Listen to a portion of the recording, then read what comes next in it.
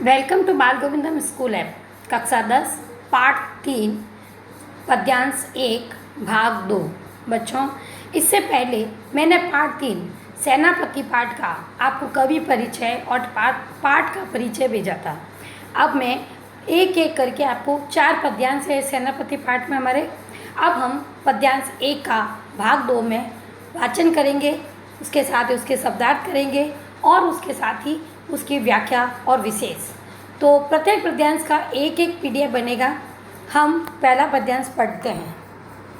बरन बरन तरु फूले उपवन बन, सोई चतुरंग संग दल लहितु है। बंदी जिमे बोलत बिरद बीर कोकिल है, गुंजत मधुप गान गुन गायतु है। आवे आस पास पुहपन की सुभाष सोही, सोने के सुगंध मांझ सने रहितु है। शोभा का समाज सेनापति सुख साज आज, आवत बसंत ऋतुराज कहितु है। बच्चों, प्रथम पद्यांश के अंदर मैंने आपको पहले ही पाठ परिचय में बताया था कि प्रथम पद्यांश के अंतर्गत सेनापति जी ने बसंत ऋतु का वर्णन किया है। बसंत ऋतु के साथ में जो फूल और पुष्प आते हैं उन्होंने उसको इनकी चतुरंगिनी सेना का उपमान दिया है। और जो गुंजय भंवरे जो गाते हैं उसको संगीत बताया है।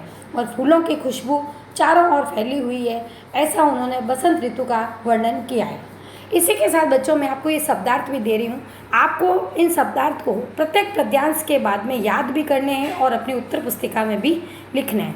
बरन बरन यानी अलग अलग रंगों के, तरु यानी वृक्ष, फूले यानी फूलों से भर गई, चतुरंग सेना के 4 अंग, हाथी, घोड़े, रथ और पैदल सैनिक दल। सेना लहितु है मतलब संग लिए है। बंदी यानी यशगान करने वाले, जिमे जैसे के समान, विरद यश, कोकिल कोयल, मधुप भौरे, गायतु ग्रहण करते हैं, पुहवन की यानी फूलों की, सुबास यानी सुगंध, मांझ यानी बीच में, ऋतुराज सभी ऋतुओं का राजा, सबसे सुंदर ऋतु। बच्चों, मैंने आपको पहले ही बता रखा है कि सब हमें प्रश्न कैसे करना है और उसकी व्याख्या। तो आपको पहले सब पद्यांश लिखते समय बरन बरन डैश डैश लिख के लास्ट अक्षर कहितु लिखना है और उसके बाद इन शब्दार्थ को अपनी नोटबुक में उतारना है। अब हम इसकी व्याख्या पढ़ेंगे। व्याख्या से पहले प्रसंग।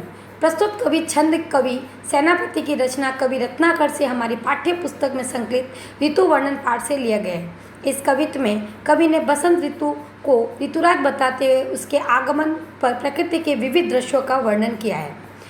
व्याख्या। ऋतुओं के राजा बसंत आ रहे हैं, उनके साथ उनका सारा राज समाज भी है।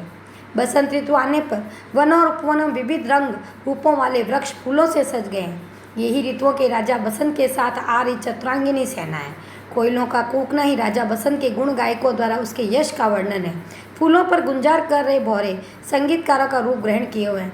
चारों ओर से फूलों की सुगंध आ रही है और जो सोने की सुगंध होने की दुगुना आनंद होने की कावत सिद्ध कर रही है, अथवा सरसों के सोने जैसे पीले फूलों के साथ सुगंध का छा जाना सोने में सुगंध होने की बात प्रत्यक्ष कर रहा है। आज चारों ओर सुंदरता छाई हुई है, सभी प्राणी सुखी हो रहे हैं। ये सारा साज बाज ऋतुराज बसंत के आगमन के उपलक्ष्य में हो रहा है।